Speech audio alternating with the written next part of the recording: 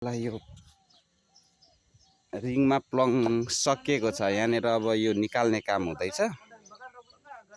आजदेखि यहाँको सक्यो। यसलाई निकालेर अब त्यहाँनिर देखिएको छ, हो त्यहाँनिर सुरु हुँदैछ अब आजदेखि। ल अघि त्यहाँ देखाएकोमा चाहिँ यो रिङ जान्छ। यहाँ चाहिँ अलिकति ठुलो थियो, यो जान्छ त्यहाँनिर। ल अब यहाँ सुरु आजदेखि कति 3-4 दिन त लाग्ला नि, 3-4 दिन।